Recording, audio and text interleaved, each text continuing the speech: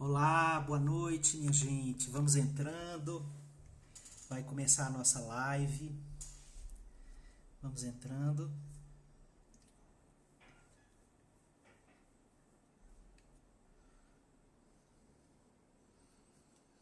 Pronto. Bem-vindíssimos e bem-vindíssimas e bem-vindíssimes. Que alegria poder estar com vocês. Estamos juntos para a gente começar a conversar sobre esses tempos estranhos e novos para todos nós. Boa noite para todo mundo. Saudades, já tem gente aí, Bianca Menezes, Mindful Eating Bahia, tanta gente mandando beijo. Madre Luna, manda beijo para todo mundo. Daqui a pouquinho eu vou começar a colocar aí tudo que a gente precisa pensar.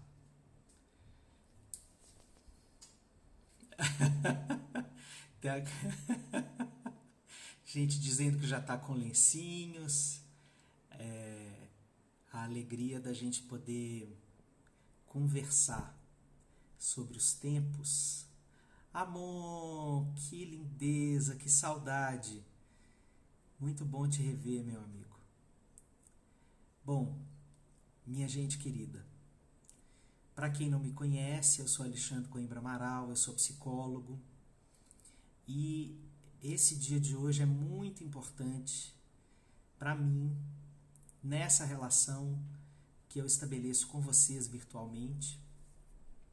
É uma expectativa da gente começar uma série de encontros que vão falar sobre os desafios emocionais, relacionais, familiares, profissionais desses tempos em que a gente está entrando e que, sobretudo,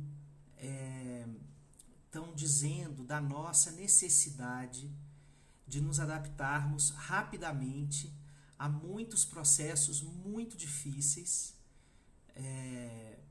por conta da pandemia de coronavírus. Então, eu quero começar dizendo o seguinte: todas as instruções dos infectologistas, das pessoas que têm esse lugar de falar sobre o nosso autocuidado, cuidado com as populações à nossa volta, cuidado com a humanidade, né? Vocês têm inúmeros outros lugares, né, para vocês buscarem essa possibilidade.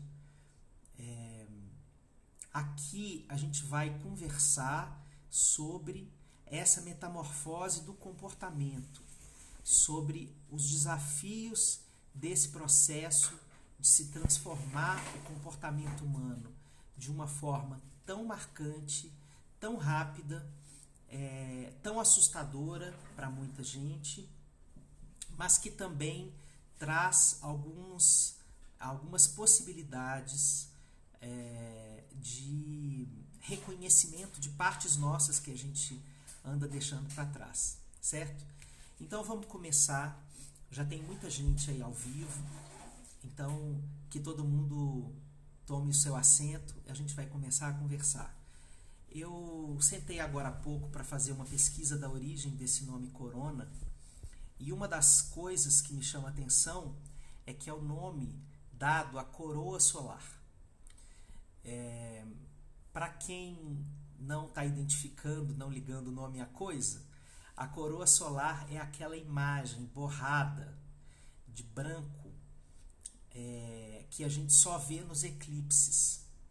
Então, é um envoltório luminoso do Sol. Corona quer dizer isso. A gente só vê durante os eclipses solares. Então, eu já comecei a achar interessante, embora a nomeação de coronavírus não tem nada a ver com isso. Coronavírus tem a ver com uma cara de coroa que o vírus tem, como se ele tivesse uma coroazinha em cima, né? Mas eu estou usando esse nome, corona, essa palavra, amplificando os significados que já estão construídos sobre ela para a gente pensar como uma metáfora desses novos tempos. Então, é essa coisa que só se vê do Sol quando a gente está na absoluta escuridão de um eclipse. Então, olha que simbólico isso. A corona, a época do corona, é uma época sombria que vai deixar na luz, que vai deixar diante dos nossos olhos muitas histórias, muitas percepções, trazendo, como Sabina acabou de dizer aí, talvez melhor do que eu, trazer clareza na escuridão, né? Então, é uma experiência que tem a ver com esse mergulho em uma sensação muito sombria, mas que também traduz partes nossas que não estariam presentes caso nós estivéssemos em épocas absolutamente solares. Então, a pergunta para nós aqui hoje é: o que nós estamos vendo ou começando a ver da coroa da nossa vida, da corona da nossa vida, somente nesse eclipse da pós-modernidade, né? Porque o que o coronavírus está trazendo para a gente é um eclipse. A gente vai entrar numa escuridão do funcionamento do mundo. O mundo inteiro está assombrado com a escuridão. A escuridão é uma experiência que nos assombra desde que nós somos crianças, né? Nós temos medo do escuro quando somos crianças.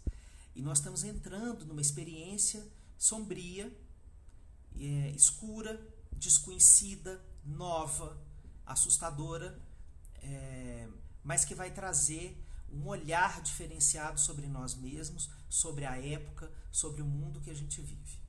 Então, o que estamos vendo e começando a ver da coroa da nossa vida somente nesse eclipse da pós-modernidade? Para quem não está acostumado com essa nomenclatura da pós-modernidade, esse é um nome dado por vários autores, sociólogos, filósofos, para uma época histórica que começou sobretudo no pós-Segunda Guerra, mas se amplificou no pós-anos 80 e ainda mais na virada do milênio. E quais são as características desse nosso tempo para a gente poder depois entender o que o corona está vindo transformar? As características do nosso tempo são um exagero das características da modernidade. Então, um exagero que tem a ver com, na modernidade, nós descobrimos a noção de sujeito, a noção de indivíduo. Veio, por exemplo, Freud, né, o criador da psicanálise, dizendo dessa noção de que nós somos muito mais do que nós imaginamos que somos e que tampouco conhecemos tudo do que achamos que conhecemos sobre nós mesmos. Então, essa experiência da modernidade, ela começa a ser amplificada na pós-modernidade, porque as lutas por liberdades, né, e pelo conceito de liberdade, de fuga das opressões, né, vão transformando os diálogos da vida e as formas de vida de uma tal maneira de que a gente chega numa experiência de hipérbole, assim, de um certo exagero dessa noção de eu. Então, tudo que passa a importar sou eu, e não mais as causas coletivas, né? A coletividade, ela começa a ficar em baixa. Tudo que é coletivo fica démodé. Então, o que interessa sou eu, a minha meta, a minha vida, os meus objetivos, né?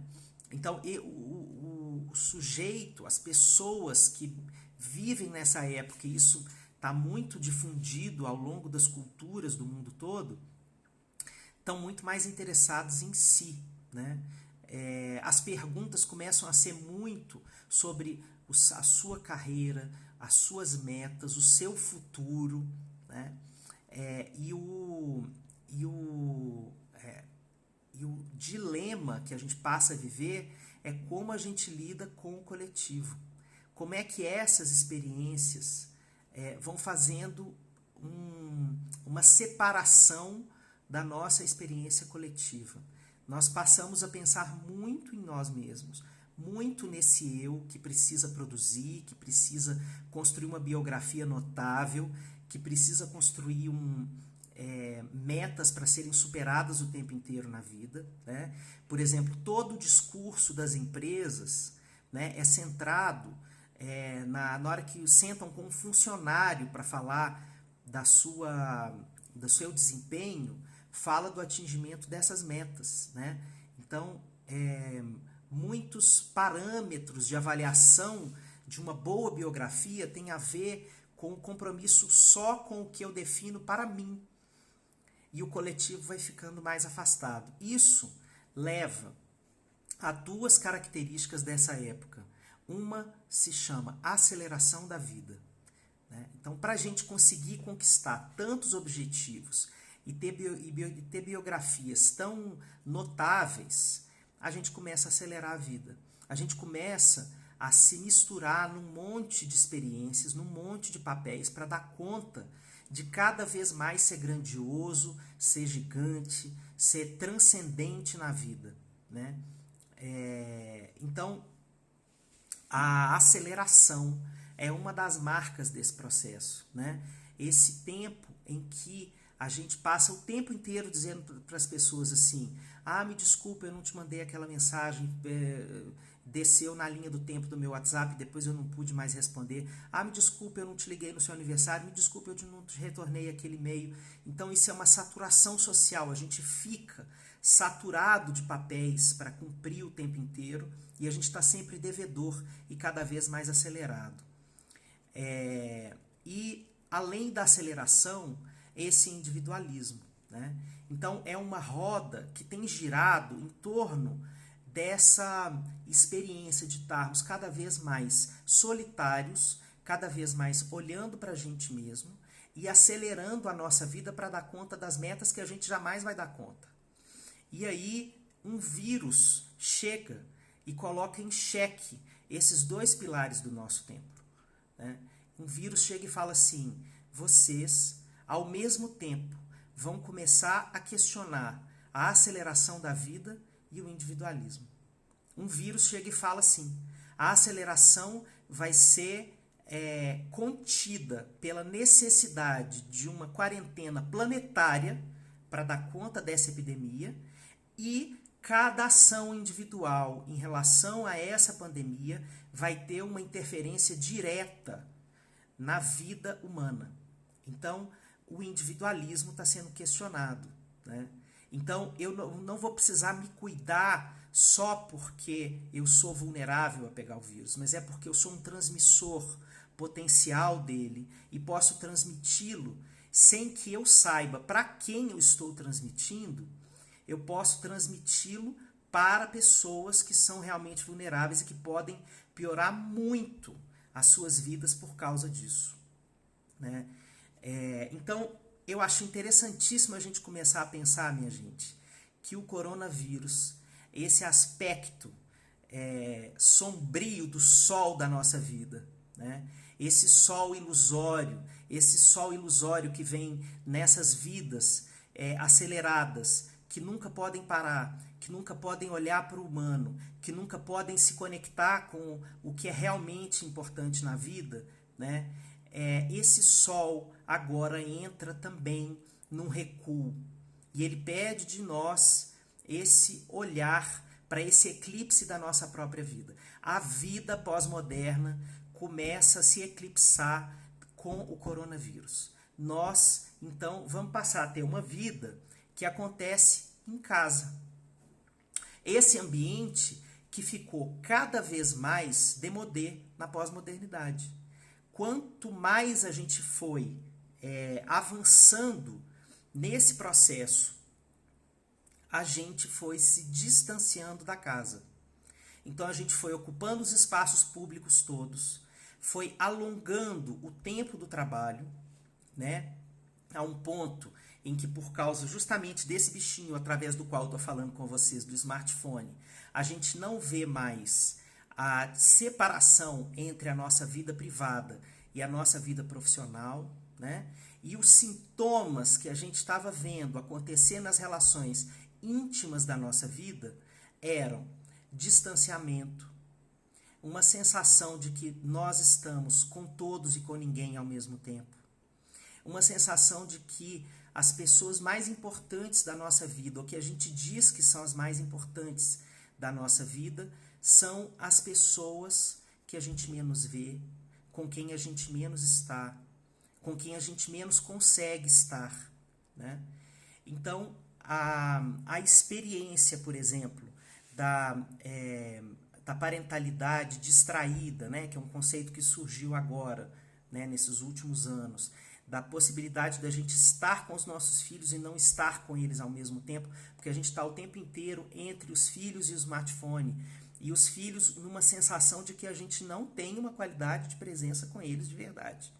Então, esse é um dos processos, mas se a gente abre, por exemplo, para as relações de casal, a gente também escuta, né, eu sou terapeuta de casais, sobretudo, né, toda a produção de sofrimento dessa época nos casais tem a ver com essa opressão do tempo do trabalho, com as ansiedades sendo colocadas na vida, né, e o que vai acontecendo com a gente na construção desses casamentos que vão ficando muito pouco nutritivos, a gente com muito pouco tempo de qualidade para viver as relações que nos nutrem e muitas vezes nos esquecendo do que é nutritivo.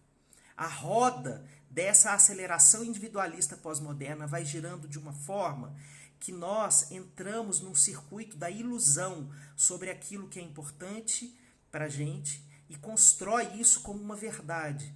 Esse vírus está vindo nos realinhar e nos recolocarmos para aquilo que é realmente necessário na vida, né? Então, qual é a estranheza da nossa época? A estranheza do coronavírus é a gente ter que voltar para casa. Voltar para casa passou a ser, na pós-modernidade, uma experiência de dormitório, né? A gente estava dormindo em casa e a gente estava adormecido para essa parte da vida. Então, a partir de agora, o coronavírus nos pede para que nós despertemos para o nosso lar interno. Que despertar é esse, né? Numa época em que estivemos tanto do lado de fora, o que significa voltar para casa? O que significa estar com as pessoas que nós dizemos que são as mais importantes da nossa vida? Como é que a gente vai lidar com essa estranheza? Então, essa estranheza é, primeiramente, assumir que ela existe, né? Para a gente lidar com ela. Assumir que nós não estamos preparados para tanto tempo junto daquelas pessoas que nós mais amamos. Nós não estamos prontos para isso. Porque nós passamos os últimos anos e talvez a última década construindo uma vida afastada dessa noção de lar, né? Então, é como se a gente estivesse retrocedendo de século, voltando a ser da casa e não da rua, fazendo uma analogia aqui com o Roberto da Mata, que é um antropólogo que eu adoro, que faz uma correlação entre a casa é o mundo doméstico e a rua é o mundo público, né? E nós estamos começando a ter que juntar esses dois mundos. Então, a primeira coisa é assumir essa estranheza. Nós vamos voltar para casa e nós vamos estranhar essa experiência com as pessoas mais íntimas, né? Essas pessoas estão ao mesmo tempo sedentas por nós e sem saber como refazer esses laços. Então, esses laços vão ter que ser reconstruídos. São vários níveis de reconstrução que o coronavírus está pedindo da gente. Um deles é esse: reconstruir a forma de estarmos, de nos vincularmos com as pessoas mais importantes da nossa vida. Nunca vai ser tão prudente a nomeação de estranho íntimo que o Andrew Solomon, para mim o maior psicólogo vivo, nomeia do encontro com os nossos filhos, né? Eu não estou falando só de gênero, né? Porque talvez estejamos falando muito dos homens voltar para casa e terem que assumir outras posturas no lar, como jamais assumiram nas suas vidas, né? Mas eu também estou falando das mulheres. Eu também estou falando das mulheres que talvez não desejassem voltar para casa e talvez não desejassem estar em casa nessa intensidade, nessa quantidade e com esse nível inédito de privação, que nós vamos falar disso daqui a pouquinho.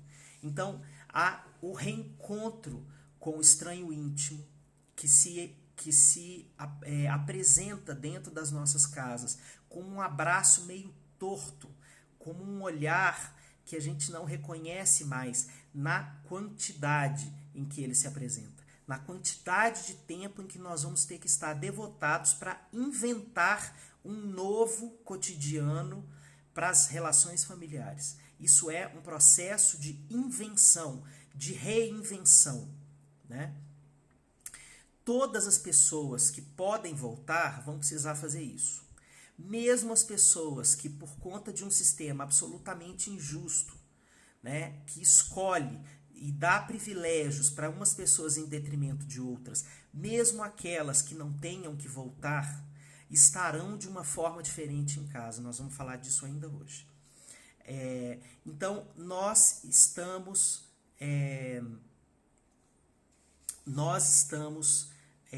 construindo um mesmo espaço para todos os papéis sociais, né? Todos os papéis sociais vão ser exigidos dentro desse mesmo lugar. Antes, até essa semana, nós tínhamos espaços diferenciados para viver os nossos papéis. O estudante vivia o seu papel dentro da escola, né? Quem estava escolarizado, por exemplo. Nós vamos trabalhar e saímos de casa, para quem trabalha fora de casa, né? E agora, todos os papéis vão ter que ser redefinidos dentro desse mesmo espaço. A brincadeira vai acontecer dentro de casa. A brincadeira. Eu quero colocar sublinhado nessa brincadeira, porque quem tem criança em casa vai ter que se reinventar como brincante, como uma pessoa que vai revisitar as suas memórias infantis, os seus desejos não realizados de brincar, a sua saudade de se conectar com a infância, para escutar essas crianças que estão por perto e brincar com elas e reinventar esse lugar da brincadeira. Mas a gente vai precisar fazer isso primeiro dentro da gente para poder brincar com as crianças. Ou até mesmo, enquanto as crianças brincam com cada um de nós, que a gente observe o que vai se transformando dentro da gente. Quem tem a oportunidade de estar com criança em casa, que use essa experiência para fazer dela mais uma jornada de transformação dessa época histórica. Então, dentro do mesmo espaço, a gente vai ter o profissional, as tarefas domésticas absolutamente redesenhadas, porque se todo mundo vai estar dentro de casa, a gente vai estar construindo uma nova divisão de tarefas, né? As mães, os pais vão estar dentro de casa de uma forma inédita, né? O que vai acontecer? Tudo que eu estou colocando aqui são pontos que eu quero tratar com vocês ao longo das próximas lives, né? Eu vou fazer muitas para a gente discutindo essas dimensões e eu poder ir aprendendo com a experiência de vocês também, porque isso me interessa muitíssimo. Eu sou um antropólogo travestido de psicólogo, assim, eu gosto de entrar nas diferentes culturas humanas e aprender com elas e cada vez mais poder celebrar a diferença, né? Então, estar a mãe e o pai dentro de casa de uma forma muito diferente, às vezes tendo que lidar com a ansiedade, né, do que vai ser a experiência, do que vai ser essa história, né? Muitas mães, muitos pais falando dessa angústia, né, no post que eu coloquei ontem, falando dessa angústia de que eu não sei o que vai acontecer, eu não sei o que vai acontecer com o meu emprego, eu não sei o que vai acontecer com a minha renda, né? Então, nós estamos diante de um processo de reinvenção em amplo espectro. Tenho pensado, minha gente, desde ontem, com muita preocupação e com muita compaixão nas pessoas que precisam do trabalho que vai ser paralisado totalmente por essa pandemia, né? A quantidade de pessoas que trabalham com Uber no Brasil, no mundo inteiro hoje, que teve desempregado e começou a usar o seu próprio carro para gerar renda, né, diante de uma experiência em que as políticas públicas do mundo inteiro estão dizendo só saia de casa em extrema necessidade, né? O que vai acontecer com essas pessoas? Como é que a gente vai construir, né, uma saída coletiva para abraçar essas pessoas, né? Como é que a gente vai fazer com as pessoas todas que trabalham com serviços, sabe? Que trabalham nos lugares que vão ser fechados e que provavelmente vão ser demitidas algumas delas, né? Nós precisamos construir uma saída coletiva, social para tudo isso, né? E não pensar somente na nossa sobrevivência. Nós vamos ter que fazer, cada um vai ter que pensar sim na sua sobrevivência, mas nós precisamos usar da nossa força coletiva para construir saídas para o mundo todo, né? O mundo todo vai ser transformado, né? E nisso a gente tem alguns privilégios. A Dé, que é do Criando Crianças Pretas, já falou muita coisa importante aqui sobre privilégios. Eu não vou nem voltar a todas as falas dela, porque eu sugiro que vocês retornem depois para poder ler tudo que ela está dizendo. Sigam Criando Crianças Pretas, é uma das melhores páginas do Instagram brasileiro hoje, em que ela nos faz repensar sobre os racismos estruturais a que todos estamos submetidos como cultura e como a gente pode, sobretudo nós, a branquitude, né, a responsabilidade que a gente tem para reconstruir o nosso olhar e as nossas práticas mais cotidianas de celebração da diferença e da aceitação dentro de nós de que nós precisamos mudar, né? Então a Dé já disse muita coisa aí, por exemplo, sobre as diferenças de raça e de classe, né, na construção desses privilégios, né? E eu quero salientar alguns novos. Acabei de falar de você,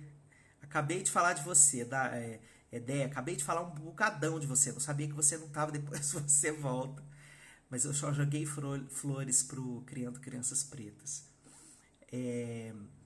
Então, alguns privilégios, né, que são novos, que eu estou começando a prestar atenção, né, novos privilégios que estão se apresentando na sociedade para a gente pensar como tal. O primeiro deles que eu pensei é o tamanho do espaço que a gente tem, o tamanho da casa, o tamanho da sala, o tamanho do quarto. Tudo isso é privilégio agora, minha gente, porque isso tem a ver com a expansão do corpo, a capacidade do corpo que está confinado agora numa experiência que não tem hora para terminar, né? Como é que ele se expande, como é que ele vai se nutrir de expansão, que o caminho do corpo é se expandir, né? Então isso é um lugar de privilégio. Outro lugar de privilégio é a capacidade que cada um de nós tem para se entreter, né? Então considero que a gente pode também pensar em apoiar pessoas que não conseguem se entreter sozinhas, que ficam rapidamente muito angustiadas, né, que ficam ansiosas, que ficam irritadas quando estão dentro de casa, que são pessoas que funcionam bem do lado de fora. Essas pessoas vão precisar da nossa ajuda, essas pessoas vão precisar se reinventar muito, né? E um outro nível de privilégio que eu pensei é a capacidade de entreter uma criança, né? Como é que a gente vai lidar com 24/7 tendo que entreter crianças dentro do mesmo espaço, né? Sendo que a criança quer criar, a criança quer inventar, a criança quer o corpo dela sendo expandido. Como é que a gente vai fazer isso o tempo todo, né? Porque, a princípio, nós temos algumas semanas aí de quarentena planetária, mas a gente não sabe quanto tempo isso vai durar. É por isso que nós temos que acompanhar as nossas angústias ao longo desse tempo para ir entendendo para que lado nós vamos, porque é absolutamente imprevisível como nós vamos nos comportar nessa história toda. Então, a primeira coisa sobre o isolamento que eu quero dizer é o seguinte: ele vai nos mostrar o quanto nós somos interdependentes. Para quem para quem ainda não tinha clareza de que a vida é toda conectada, toda feita em rede, e que a noção de eu é uma noção ilusória, que a gente construiu dentro dessa perspectiva moderna, mas que agora o que esse vírus está trazendo de imperativo é a gente colocar o nós de volta nas nossas preocupações. E não só o eu, a minha vida e a minha biografia. O nós, se a gente não pensa globalmente agora e age localmente, a gente vai entrar num colapso mais rápido, né? Então, a rede é a base da reconstrução desse mundo. O coronavírus é esse envoltório luminoso do sol da verdade das nossas vidas, que está vindo trazer uma pergunta sobre a importância para a rede, né? As nossas desconstruções, como a Dé está falando aqui, sobre o nós, né? Qual é o seu conceito de nós? Quais são os coletivos para onde você olha e os coletivos para onde você não olha? O que é que você não consegue ver do mundo? E o que pode ser visto desse mundo? Então, nós estamos vivendo o avesso do avesso do avesso do avesso em termos de reconstrução de afeto. Porque nós vamos precisar cada vez mais uns dos outros, mas vamos viver esse paradoxo de que para a gente voltar a se abraçar, a gente vai ter que ficar fisicamente mais distante.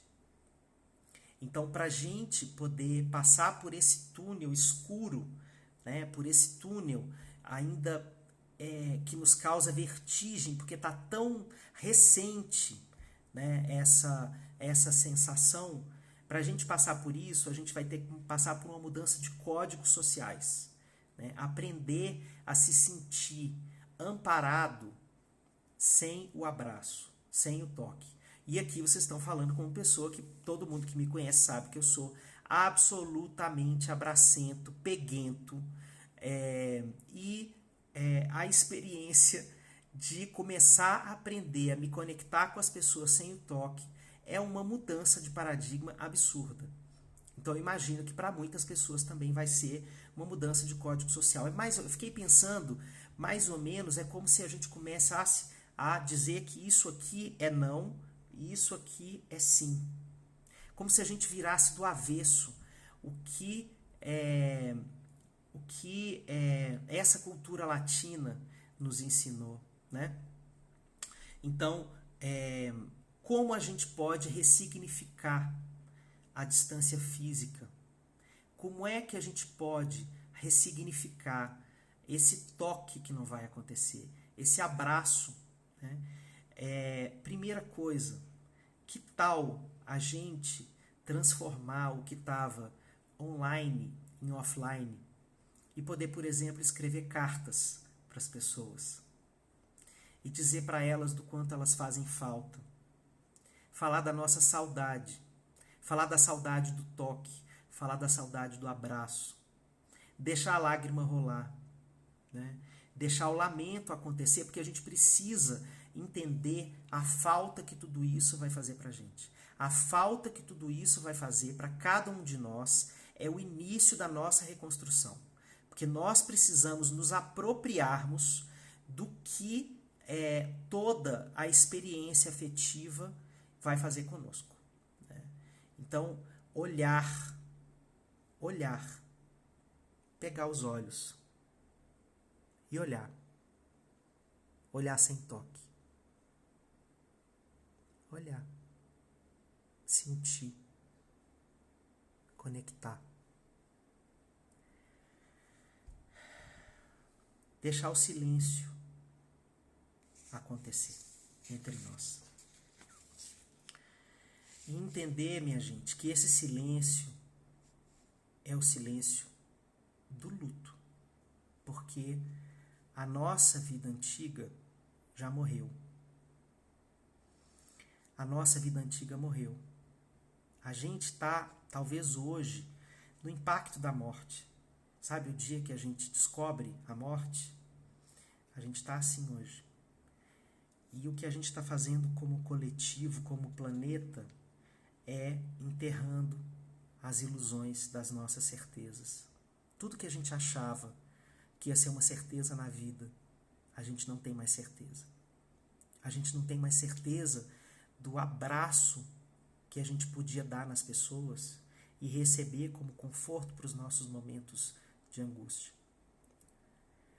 A gente não tem mais certeza de quem a gente vai ser, de como a nossa cultura vai renascer depois dessa experiência do coronavírus. Porque isso aqui é uma experiência de transformação de toda a cultura humana na Terra. Então, para a gente pensar no luto, eu quero trazer as ideias do John Bowlby, que é o criador da teoria do apego, né, que é um dos caras que eu mais me inspiro como teórico para pensar que a primeira coisa para a gente viver o luto é a gente assumir a perda. Assumir que perdeu. Assumir que aquele mundo que a gente vivia não existe mais. O corona, ele não mata vidas como a gente pode imaginar que pode matar a vida real, mas ele mata todas as vidas humanas na Terra simbolicamente. Todas as vidas humanas estão morrendo por causa do coronavírus. Não tem nenhuma vida na Terra que não está sendo profundamente transformada por essa experiência. Então, o corona é uma morte simbólica, concreta, na nossa experiência de vida. Então, a primeira coisa que a gente tem a fazer é assumir a perda, assumir que a gente não vai ter mais aquela vida. E quando a gente assume, a gente tem... Sabe por que a gente tem tanto medo de assumir isso? Porque a gente sabe que na hora que a gente nomeia essa perda, a gente chora, a gente faz acontecer um buracão na nossa alma, né? E antes da gente nomear essa perda, a gente fica dizendo, não é tão grave assim, imagina, é só uma gripe. Eu mesmo já disse isso. Eu disse isso semana passada. Né? Então você veja, a ilusão mora em nós. Né? Nós estamos todos. Então essa é uma morte importante. Eu preciso assumir que está morrendo essa condição de que eu não tenho que fazer muito pelo mundo, que eu posso cuidar só da minha vida. Então todo mundo que esteve envolvido com uma perspectiva mais individualista vai sofrer, porque vai achar que não tem elementos, instrumentos na vida para lidar com isso, né? Então é uma oportunidade de reinterpretarmos a vida, entendendo que claramente está tudo conectado. Então, na hora que a gente nomeia essa morte, a gente entra no vazio. Então, o que a gente faz no vazio e pode fazer estando em casa com as pessoas que são importantes historicamente na nossa vida? Chorar, se desesperar, lamentar, se angustiar. Isso tudo é parte dessa travessia. Quando a gente chora, as nossas lágrimas, elas são frutíferas, porque elas estão esvaziando um pedaço da nossa alma e elas estão construindo a experiência de um esvaziamento para poder nascer uma coisa nova. A ação de cada um reverbera no mundo. Essa é a grande verdade da nossa época. Né? Se despedir da vida antiga, da vida em que a gente podia, alguns de nós, né? Alguns de nós podiam guardar o privilégio de não pensar na coletividade, de se encastelar na própria vida. Né? E diante de tudo, conversar, né? Conversar com as pessoas, buscar as pessoas que nos aninham e que nos fazem nos sentir mais fortes. Pode ser que não sejam exatamente as pessoas da nossa casa, mas que tal a gente passar a usar o telefone celular para conversar e não só para gravar áudio? Para a gente poder abrir o véu da nossa vergonha, do nosso medo, né? E poder assumir a nossa vulnerabilidade. Porque aí a gente reconstrói. A gente reconstrói. Então, a reconstrução passa por algumas perguntas, né?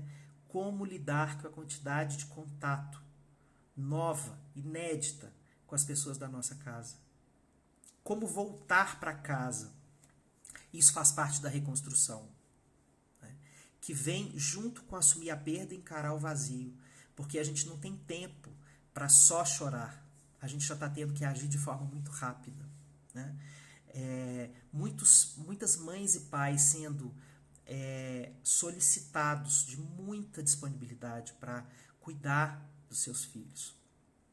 E isso gerando muita angústia, porque muita gente dizendo assim, eu não estou com disponibilidade para isso. Não tenho isso para entregar para os meus filhos e eu estou com eles o tempo inteiro dentro de casa, o que eu vou fazer com isso? Então, uma das chaves que eu acho que a gente pode acessar nesse momento é que partes do seu filho e da sua filha estão faltando você descobrir. Que talvez ele tenha pedido que você descobrisse, mas você não teve tempo para isso por causa da sua vida acelerada, né? Que partes suas estão desatualizadas aos olhos do seu filho? Que tal a experiência da incerteza para a gente poder aumentar o nível de intimidade com as crianças? Para a gente poder falar. Hoje eu vivi 2 cenas muito engraçadas com os meus filhos. Uma delas tá aqui, ó. O Ravi, meu filho de 10 anos, pegou um pouco de álcool e pegou gel de cabelo e misturou os dois e falou assim, pai, não se preocupe, nós fizemos álcool e gel aqui e a gente agora, se acabar o da farmácia, a gente tem o álcool e gel aqui em casa. E a princípio eu fiquei assim, na hora eu estava coincidentemente pensando, né, nessa história de todo o pensamento mais individualista que ainda reina em muita parte da sociedade, gente indo, né, fazer essas compras absurdas e de estoques de tudo e que não tem o menor nível de empatia com os outros, mas depois eu achei tão incrível a possibilidade que ele estava tendo de elaborar um pedaço da angústia dele, né?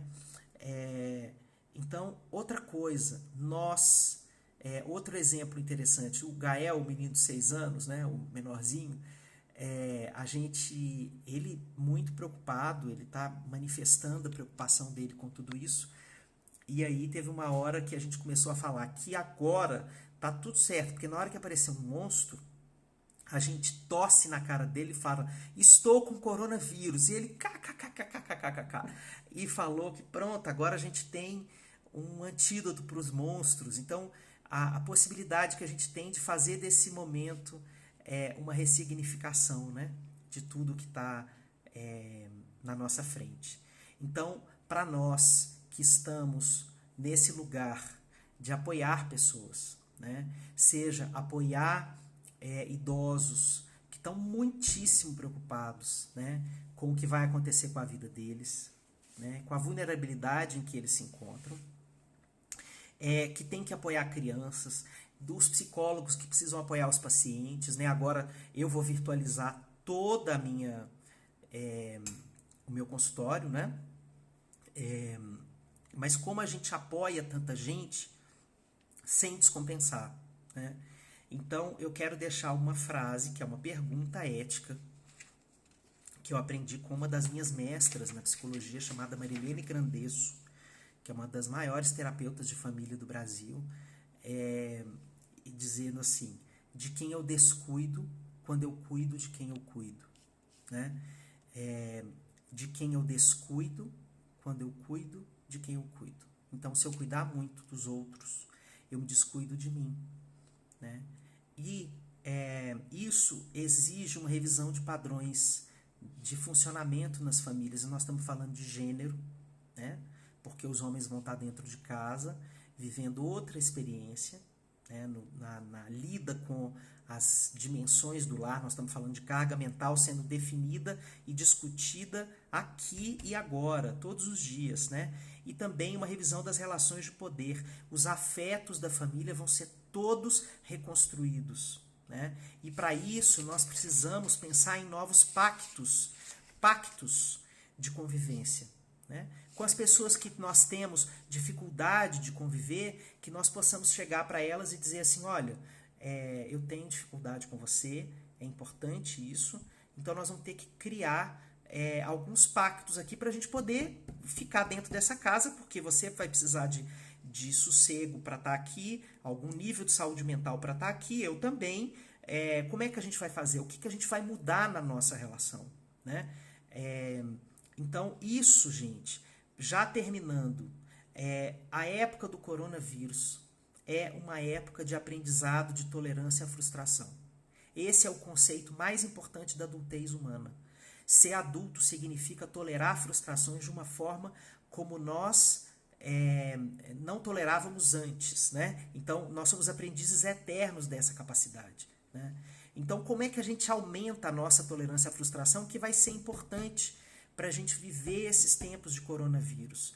Primeiro, assumir que as necessidades da gente não vão ser satisfeitas na mesma velocidade que antes.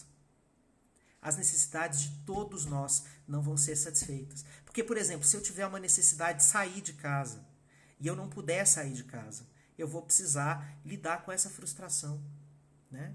Se eu tiver precisando se eu tiver com necessidade de construir um silêncio e naquela hora minha casa está absolutamente ruidosa e eu não tenho como sair dali, né?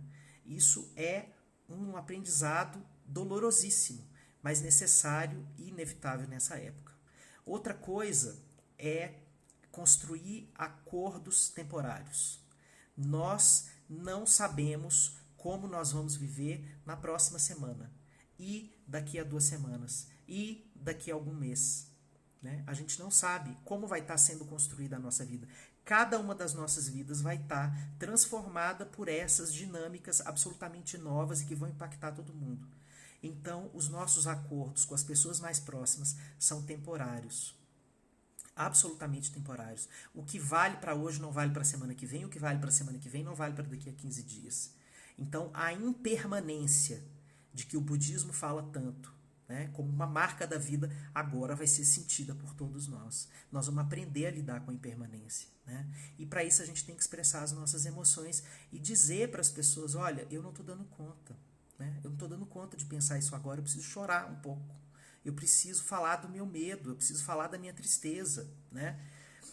Então, esse é um tempo, minha gente, de desenvolver resiliência. A gente vai se transformar em uma população, uma comunidade, uma família mais resiliente, se a gente souber aproveitar a cauda desse vírus, sabe? E isso aqui é uma experiência, infelizmente, que tem a ver com privilégio, sim, mas quem puder construir isso coletivamente vai abraçar ao mesmo tempo a si mesmo e a comunidade, né? A resiliência dos povos vai ser construída junto com a resiliência de cada um, né? Nós vamos rearranjar as redes sociais, né? Nós vamos realinhar a importância das pessoas na nossa vida e realinhar também a importância das famílias. Mudar a importância de alguns amigos. É como se a gente tivesse que redefinir, né, todas as relações da nossa vida. Redefinir, portanto, toda a nossa identidade e lidar com uma recomposição do mundo. O mundo está se recompondo e não somente durante a quarentena do vírus. Tudo que acontecer com esse mundo agora, durante esses tempos de quarentena, vai ser uma transformação definitiva. Nós depois vamos entender como nós vamos lidar com isso. Mas enquanto nós estamos no por enquanto, enquanto nós estamos entrando nesse movimento novo, assustador e belo, nós precisamos ter muita compaixão das nossas emoções, das nossas fragilidades, da nossa vulnerabilidade. E o nosso abraço vai estar aqui, né, junto, em experiências como essa. Né? Para terminar, eu quero ler um pedaço de uma das cartas do meu livro, que vai estar pronto no dia 15 de abril. O livro vai se chamar Cartas de um Terapeuta para Seus Momentos de Crise. E eu escrevo cartas para várias situações da vida como se fossem os sentimentos humanos. Dé está perguntando, e na prática? Vamos conversar sobre todas as práticas, inclusive sobre a prática específica das populações pretas com você, viu, Dé? Nós vamos fazer uma live juntos. Então, eu quero ler a Carta da Esperança na Vida. A Esperança na Vida escrevendo uma carta para você. Oi, de todas as cartas, a que agora lhe escrevo é a que você pode achar mais piegas. Afinal, sou difamada como parte da ingenuidade, sou rechaçada por me colocarem ao lado da cegueira e sou criticada por ser parte do que a loucura chama de delírio. Não existe maior preconceito sobre minha essência do que colocar-me como parte dos devaneios humanos. Eu não sou desrazão, eu sou motivação. Eu não sou inocente, eu sou resiliente. Muito prazer em começar esse último pedaço de conversa escrita aqui contigo. Eu sou a esperança. Nós crescemos juntas. Fomos as melhores amigas de infância. Você sempre me escolheu para passar o recreio com você. Quando você nasceu e não sabia o que fazer com um mundo inteiramente desconhecido e assustador tocando a sua pele, eu estava ali. Você abriu os olhos e encontrou alguém que poderia lhe ofertar um amparo. Chorou. O fato de você não sucumbir às dores mais primárias de não ser vista, reconhecida, apoiada ou amada se relaciona com a minha existência ao seu lado. Eu, a esperança, nunca deixei você cair definitivamente. Eu estava ali, ofertando os meus braços para você descansar o seu choro, solitário e perdido. Eu fui também alimentada pelo seu olhar confiante, sabia? Eu via você tão carregada de vontade de viver, que fazia o meu melhor para lhe deixar com energia para lhe pedir mais e mais contato. Sim, era eu quem lhe dava plenos pulmões para chorar o chamado da vulnerabilidade. Você não sobreviveria, nós sabemos, se você não tivesse acreditado em mim. Mas o fato das minhas mãos dadas a você lhe bastarem fala mais de você do que de mim. Você já foi esperança da cabeça aos pés. E por não ser mais assim, quero tempo para poder falar de mim como um chão para o seu tempo presente. Eu não estou aqui para culpabilizar ninguém. Eu pulei um pedaço longo da carta. O que importa é que estamos num século em que vocês humanos andam dizendo que a independência emocional é a grande meta da adultez. Grande equívoco. Não existe independência absoluta, e sim solidão travestida de força. A vulnerabilidade é uma das sombras dos dias. Quando uma crise começa, não tem jeito, você fica mais vulnerável. Quando você me abandonou e passou a dar as mãos para a desesperança, algo aconteceu semelhante ao medo.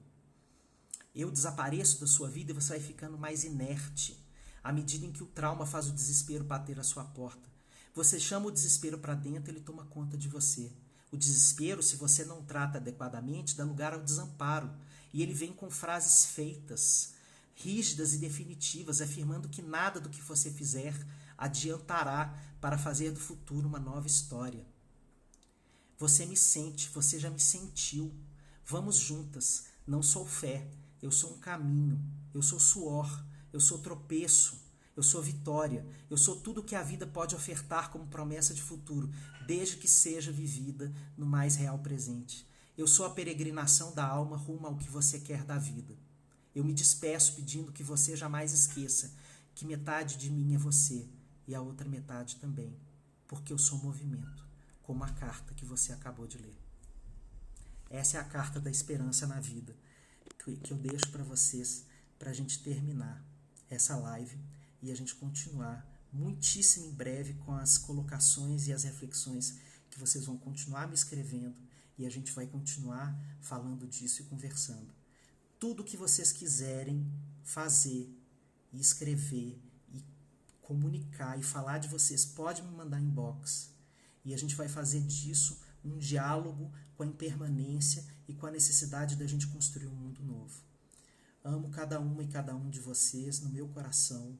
Agradeço a possibilidade da gente estar juntos e de vocês me ajudarem a construir o entendimento sobre a vida que a gente não sabe que existe, mas já está operando sobre a nossa existência. Um beijo enorme e a gente se vê. Beijo enorme no coração de cada um, olhando nos olhos. Tchau, minha gente. Até muito em breve.